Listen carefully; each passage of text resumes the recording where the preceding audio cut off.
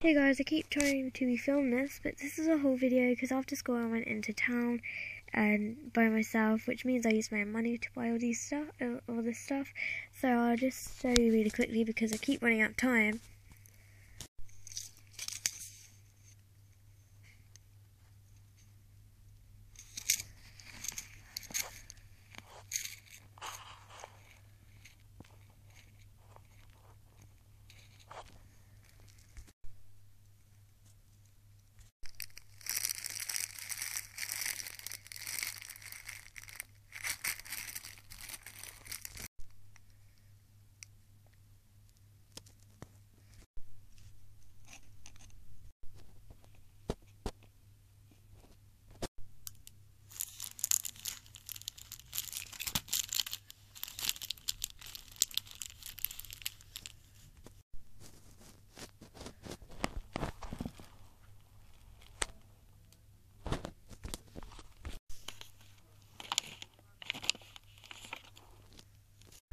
Altogether I spent about £15 to £20. I don't know, I throw the receipts away.